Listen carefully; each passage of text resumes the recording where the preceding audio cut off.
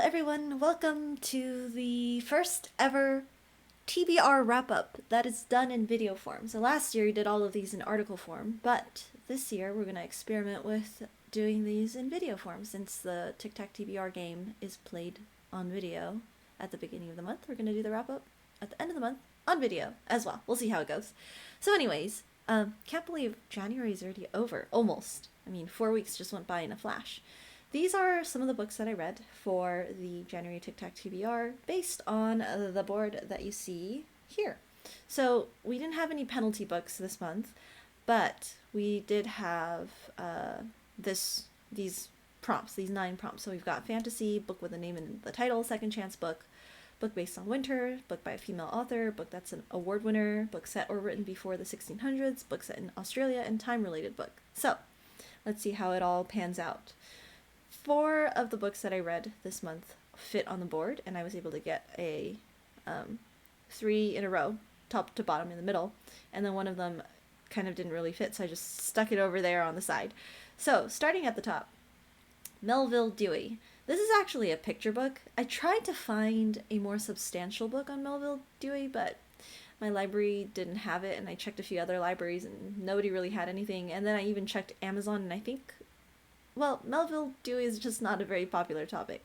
The reason why I was interested in him is because he's the guy who came up with the Dewey Decimal System. And I was interested in organization and how he came up with this idea. Like, what was it about this man that he came up with a system that, to this day, people in libraries are still using? How did he decide that, a certain topic was going to be a certain number? Why? And so that's the reason why I was looking up books about him, but like I said, couldn't really find anything. The closest thing I could find was this picture book about him, and I think the reason why there aren't that many books about Dewey is because he kind of made himself persona non grata later on in his life. Apparently he harassed a few people, he had a difficult personality, and I think he may have had some views, let's say, that were less than appropriate about social things, I suppose. So, although I don't know that much, that's just what I found on Google doing a cursory search. So this picture book was cute. It basically gave a very broad generalization of who he was and what he did, and the author's note at the end also mentions a few of the things that people don't like him for. So there's that. And it talked about how he was a very forceful personality. He started the library college, I think, not a library college, but he was working at a particular university, and he was like, we need to have a whole system for training librarians. We should have librarians in the first place. And he created his own course and invited people and just kind of did what he wanted to do. Didn't really care that much if he got other people's approval or not. So interesting. Kind of a very, what's the word? The big 5 personality. Not a very agreeable person, a very disagreeable person, but he got things done. And so that's all I was able to get about this guy for now. All right, second book, which is Belle, and this is covering the female author prompt. So Belle is, by Sarah Price, is a retelling of Beauty and the Beast, but set in Amish County. So that was really interesting, because I think what happened was I was looking up some Jane Austen books, and I stumbled on this author because she takes fairy tales and Jane Austen stories, and then she retells them in an Amish setting. And she herself, I think, grew up as a Mennonite. I did a little bit of research on her just out of curiosity, what kind of person would have the idea to reset famous stories and fairy tales in Amish culture. And I think she grew up Mennonite, so she's pretty familiar with how the Amish work. As far as I understand it, Amish are stricter than Mennonites, but Mennonites are pretty close to the Amish in some ways. So it was fairly decent if you're into like historical.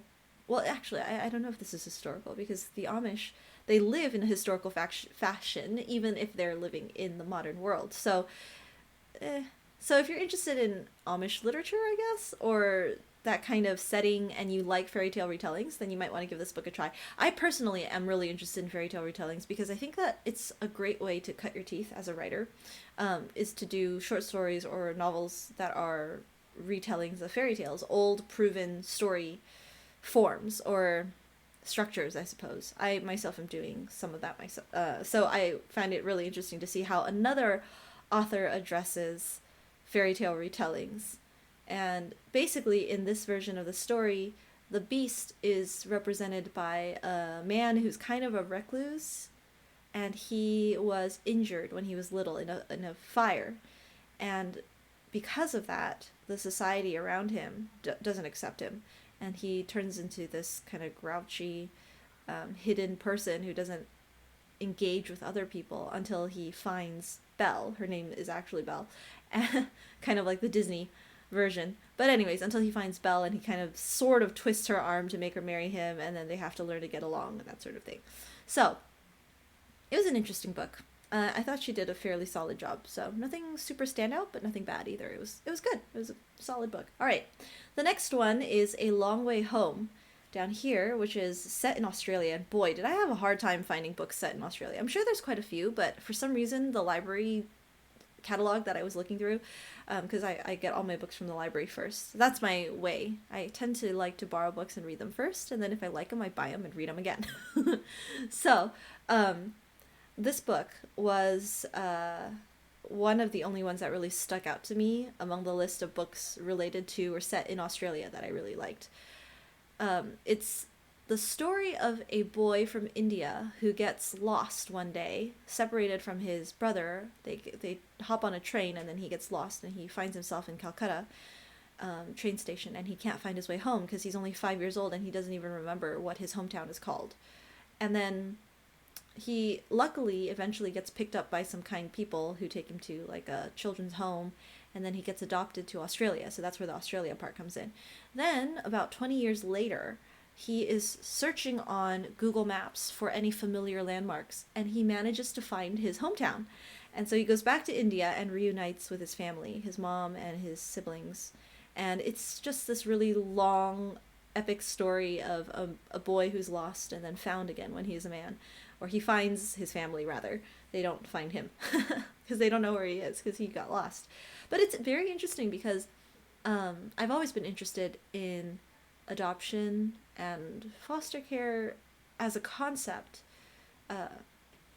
because it really, I don't know, there's something fascinating and really poignant about how certain people choose to take in children who need them and give them love, basically. Even if they're not biologically related, there's something really ennobling about that. Of course, it's very complicated too, because a lot of adoption comes from trauma. You know, there's a breakage of the original biological family, and it's hard for everyone involved. So, learning to make something good out of something terrible, that's intrinsic to adoption. Anyway, so he does address this. The book is basically written by, the guy's name is Saroo Brierley, Saroo.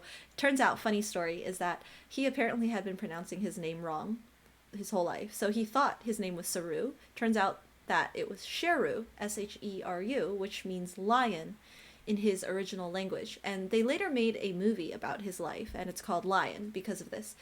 And so Saroo Brierley, he wrote this book himself, and he tells his story, of course, but he also tells his adopted parents' story, and he talks about why they chose to adopt, and he also tells his mom's story a little bit, his biological mom and siblings, and so there's so many interesting human interest stories there. I probably should stop saying interesting, but the point is, if you're interested, if you are, let's say, if you'd like to learn more about adoption from an Australian or Indian perspective, or you just find the topic fascinating like I do, I recommend the book. It's a good one. Okay, and then we come to this book here on the bottom right-hand corner, The 12-Week Year. And this book, I would say of all the books that I read this month, this one, and then also this one, Wanting, are the ones that made the deepest impact on me. I thought they were the most helpful at my particular time of life. So The 12-Week Year basically talks about how a lot of people don't get things done in a timely manner because they think they have a lot of time. Like, this is called Parkinson's Law. Work expands to fill the time that you have given it. So the premise of this book basically is, instead of thinking that you have a whole year to accomplish your goals, which would be 12 months, 52 weeks, think of each 12-week period as 1 year in itself. So instead of week 1 being just week 1 of 52, week 1 is week 1 of 12. You could almost think of week 1 as your quote-unquote January of the year.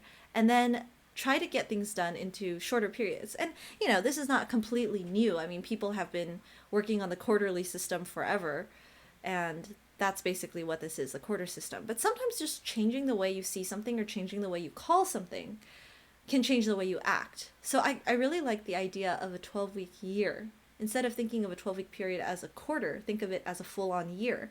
And that kind of increases the sense of time pressure on you so that you get more things done. So I've been using the 12-week year to restructure my journals, and I do this thing combined with a new tool that I've been using called Obsidian to take notes digitally. And I've been doing these quarterly, weekly, and daily notes. And for the weekly notes, I call them quarter 1, week 1, week 2, week 3, so on and so forth, until eventually I'll hit week 12, and then I'll start over with quarter 2, week 1. And that's, like I said, it's a very small thing, but I found that it has been helpful to think of my time as a series of 12-week years instead of one long 52-week year. It's hard to wrap your mind around 52, to be really honest. At least 52 weeks, or even 365 days. So 12 weeks, doable. 12 weeks is about, 84 days? Yeah, something like that. So that's the 12-week year. Then we have this book over here that didn't quite fit into any of these prompts. It's called Wanting by Luke Burgess. It was really interesting. This book is about mimetic desires. So basically his premise is that people don't know what they want for the most part. They actually figure out what they want by seeing what other people want. And I think the part that really stuck out to me in this book was when he was talking about conflicts between people. And he gave the example of Tony Hsieh of Zappos, who tried to create this flat community somewhere in Las Vegas or near Las Vegas. And the idea is like, nobody's above anybody else. Nobody's a CEO. Nobody has higher social status than anyone. Everybody's the same. But it ended up not working. And 3 of his close collaborators ended up killing themselves, literally. And so Burgess was like, why is this? And he says it's based on, I think the philosopher's name was Rene Girard, but it's based on this idea of memes, of people learning from each other, copying from each other, and wanting what other people want. And the problem is when there are no hierarchies, when there is no structure, people don't really know what to want, and then it's very easy to envy others who are very close to you. And he gave the example of, he says there's basically like 2 domains of people that you and I look to when we're deciding what we want. He calls it like the celebrity circle and then the freshman circle. And so the celebrity circle consists of people who are celebrities, people who are so far away from you that you can't even compare to them. So you don't feel jealous if they have something that you don't have because they're just too far away from you. So this would be movie stars or really big Silicon Valley types like Elon Musk or Bill Gates or whoever. They're filthy rich, but personally you don't feel super jealous of them because you're like, they're Elon Musk. They're celebrities. I can't even compare to them. They're just outside of my everyday realm. Then the second realm is he calls it like the freshman. He calls it Freshmanistan, but basically it's the idea of in freshman dorms, you see that everybody kind of is on the same level. They're all new. They're all, nobody really has any idea of who's better than anybody else at this point because you're all freshmen. You're all at the bottom of the college totem pole. So it's very easy for freshmen to kind of learn from each other, want what other people want. If you see that somebody in your freshman pool wants to become a data analyst or something, or wants to go work at Goldman Sachs, then you're like, oh, that's what I want too. Even if maybe that wasn't what you want when you first started, you didn't know what you wanted, and then you saw somebody in your immediate peer group wanting that, and then so you would go after it. So I went off on a tangent, but the point is, when people are too similar, they tend to have more conflicts because they want the same things. And when you want the same things, some things are limited, some resources are limited, and so you end up fighting over it. And he gave the example of how in Shakespeare, Romeo and Juliet, there's a famous line where it says 2 families both alike in nature or alike in stature. I don't remember the exact quote, but the point he was making is that Romeo and Juliet's families fought not because they were different, but because they were too similar. They were both about the same socioeconomic status. They had probably about the same money, same prestige. And so it was really easy for them to get into a rivalry. And he made the point that this is the reason why Marxism doesn't work. So Karl Marx, the infamous founder or philosopher behind communism and socialism. He believed that people have conflicts because they're too different, because they're, they're the haves and the have-nots, the rich and the poor. And in order to have a better society, everybody needs to be the same.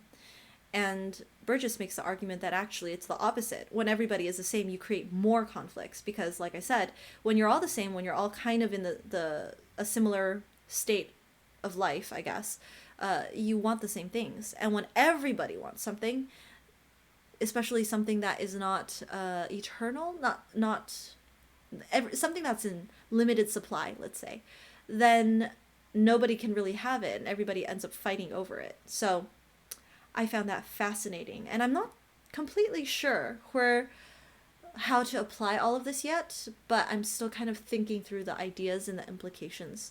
We'll let you know. This might be one of the books that we do for a deep dive book chat one of these days, but for now, we'll leave it at that. And that's it for the Tic-tac-TBR Solitaire wrap-up of January 2023. Thanks for listening.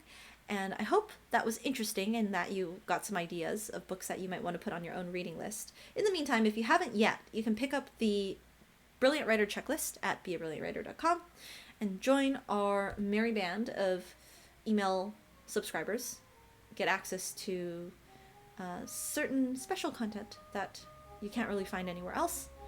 And keep on being a brilliant writer. See you in the next one.